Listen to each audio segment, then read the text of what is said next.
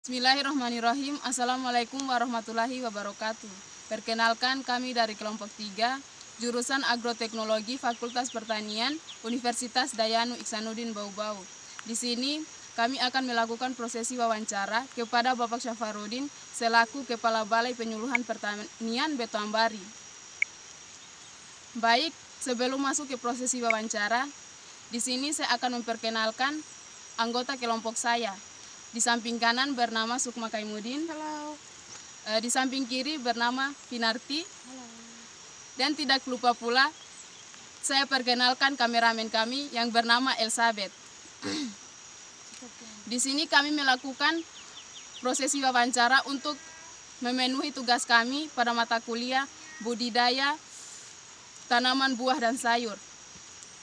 Di sini kami telah berada di perkebunan buah naga.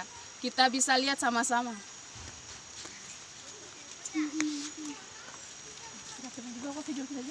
Dan kita akan berjumpa ke Bapak Syafarudin.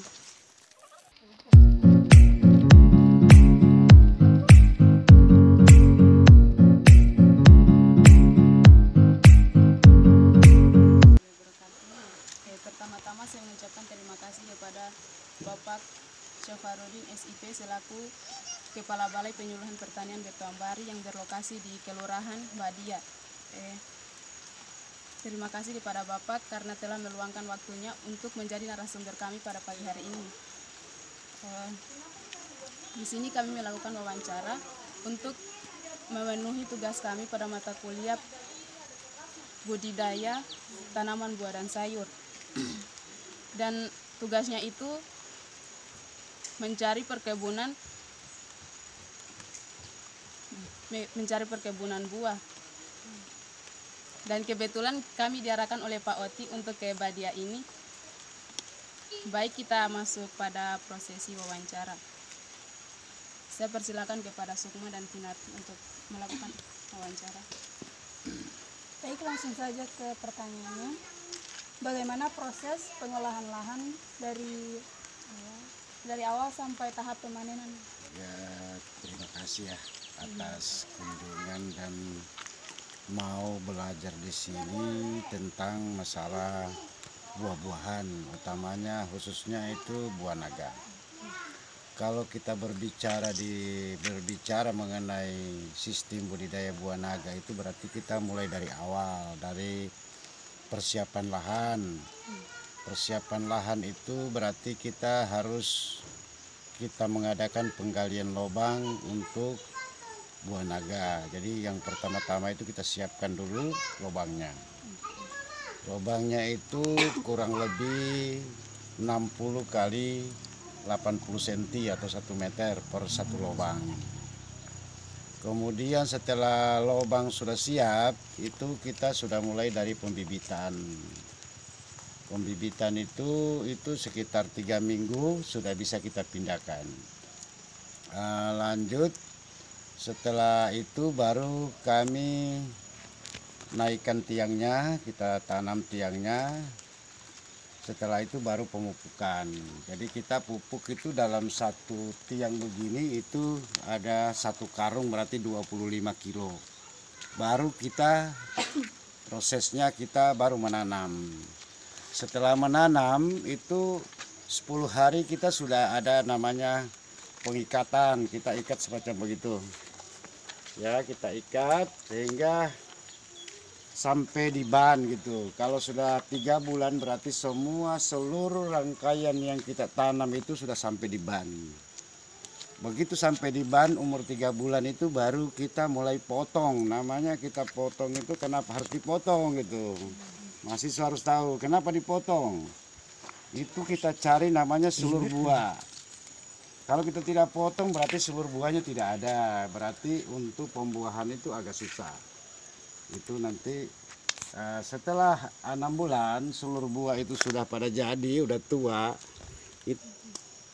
Pergantian vegetatif dan generatif itu untuk berarti dia sudah mulai berbuah. Makanya kita pupuk lagi dia. Pupuk lagi itu 1/4 dari 25 kilo. Nah, Setelah pemupukan 6 bulan itu kita sudah siap-siap untuk berbuah. Berbuah itu berbunga. Setelah berbunga itu harus kita namanya ada penyerbukan. Penyerbukan itu yang dibantu oleh manusia. Nah, yang kita serbuk itu apanya? Bunga yang namanya benang sari dengan kepala putih. Sehingga terjadilah perkawinan untuk penyempurnaan buah. Gitu. Kalau nggak dikawinkan, buah selalu tidak sempurna. Akan banyak gugur daripada yang jadi. Tapi kalau kita ada penyempurnaan berarti itu insya Allah 90-95% itu jadi buah dia. Setelah pembuahan, setelah perkawinan begitu kita tunggu 20 hari lagi. 20 hari itu sudah buah sudah besar. Jadi nanti ditambah 3 hari itu baru bisa panen. Jadi 23 hari sudah bisa mulai kuning merah. Gitu. Tapi kalau warna putih itu dia biasanya lebih dari itu. Kurang lebih 1 bulan dia baru masak. Dari proses perkawinan tadi. Itulah budidaya buah naga yang ada di sini, sehingga langkah-langkah yang kami bikin itu memang sudah dirancang untuk berbuah sepanjang tahun. Jadi tidak ada berhentinya dia berbuah.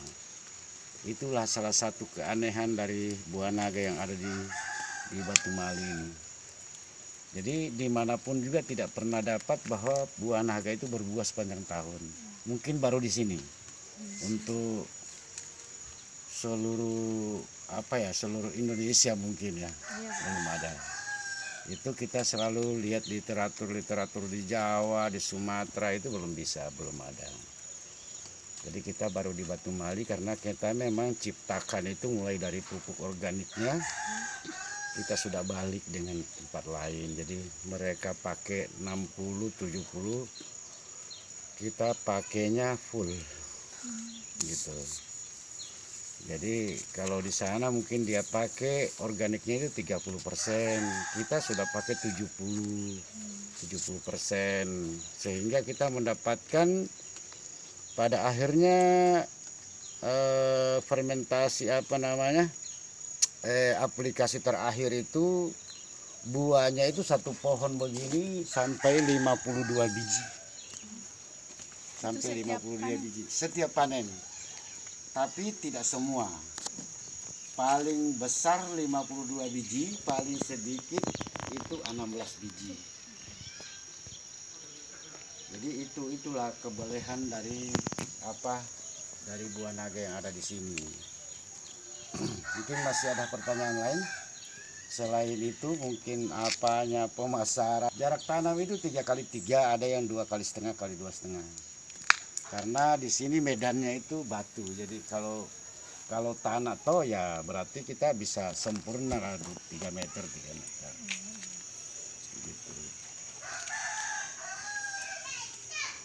Baik Pak, untuk hama dan penyakit nih? Hama dan penyakit ini yang kita dapatkan ini ada pertama itu semut, kedua itu siput. Cara pengendalian kalau semut ya tinggal kita semprot pakai kimia, udah selesai. Jenisnya itu ada macam-macam sih, tapi tidak terlalu yang penting dia herbisida. Jadi kita tinggal semprot aja udah langsung hilang dia. Kalau siput itu masih manual, jadi biasanya kita pungut, kita matikan, kita bunuh. Kalau siput. Kalau masalah penyakit, ini masih ada yang lain. Kalau untuk luas lahannya Pak? Luas lahan ini 1,5, 1,5 hektar keseluruhan. Tapi ini yang dipakai mungkin paling tidak sampai juga, mungkin sekitar 1/4 hektar.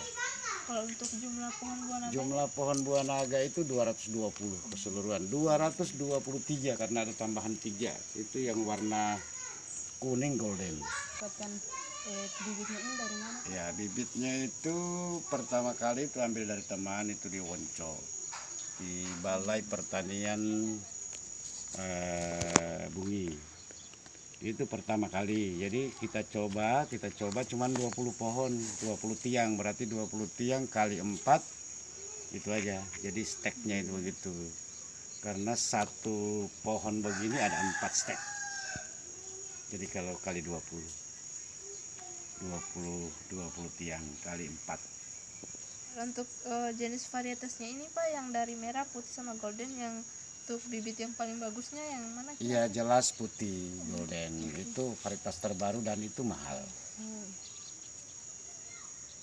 Itu pun juga belum ada di Sulawesi Tenggara, belum ada. Itu kemarin bibitnya itu kita ambil dari Sumatera. Kita belinya dari Sumatera. Satu batang begitu 150.000. Itu langsung kirim dari Sumatera.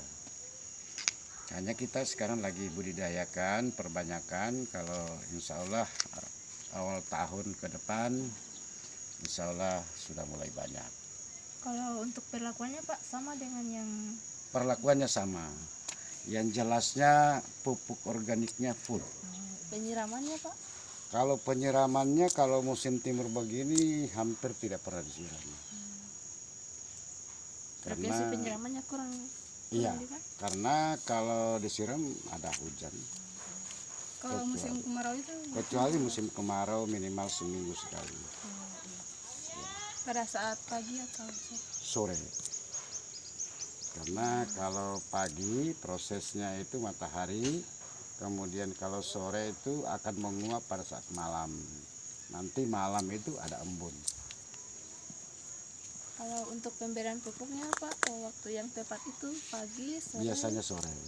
Ini Pak ada pupuk tersendiri juga atau? Oh, jelas ada.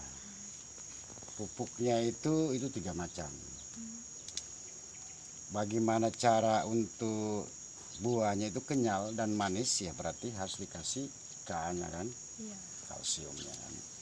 Kalau kurang kalsiumnya dia tidak akan mau manis, pasti tawar. Kalau mau menyempurnakan buahnya berarti harus ada P-nya. Nah, P jangan lupa kalsium nitrogen. Kalau itu sudah lengkap, itu pasti. Kalau untuk proses pemasarannya bagaimana Pak? Proses pemasarannya di sini kita tidak jual di pasar, tidak. Jadi kita di sini coba itu kita jadikan kayak semacam agrowisata. Jadi orang datang beli di sini, mereka datang di sini bukan kita yang panenkan. Mereka yang panen sendiri, sambil panen sambil selfie. Kemudian mereka setelah panen baru dia timbang. Mereka timbang sendiri juga. Nanti bayarnya juga sendiri. Gitu. Jadi itu kita sudah perlakukan sudah sekian bulan itu sudah begitu jalurnya. Jadi mereka datangnya terserah mau pilih yang besar sekali, yang sedang, yang kecil, terserah mereka. Yang jelasnya mereka panen sendiri ya mereka timbang sendiri juga. Gitu. Kalau untuk bibitnya Pak diperjualbelikan? Diperjualbelikan. Ini sekarang lagi kita mau buat itu ada sekitar 2000 stek nanti dalam 1-2 hari. Itu sudah ada yang pesan sekitar 2000 stek. Untuk harganya berapa? Harganya itu kalau per 1 stek itu 20.000. Kalau ke pemerintah itu karena dia masuk SSH-nya itu 25.000 per stek. Gampang sekali kan? ada kendala-kendala yang terjadi? Sama sekali tidak ada. Tapi ini saya buat begini, sebelum buat begitu sudah ada master plan ya. Itu kita sudah buat master plan-nya. Setelah master plan ada, kita tinggal dudukan ke pemerintah, tinggal kita menawarkan mau nggak pemerintah dia mendukung kita untuk menanam buah naga. Itu sudah ada. Itu buah naga sana itu ada tanaman apa lain, ada ini, ada mangga, ada kelapa, itu sudah ada dudukannya semua. Jadi 5 tahun itu memang kita sudah programkan. Baik, mungkin itu saja yang perlu kami tanyakan tentang budidaya buah naga ini yang tepatnya di Kelurahan Badia, Kecamatan Betoambari. Sekali lagi saya ucapkan terima kasih kepada Bapak Syafarudin SIP selaku Kepala Balai Penyuluhan Pertanian Betoambari yang telah menyempatkan diri untuk menjadi narasumber kami pada hari ini. Terima kasih Pak.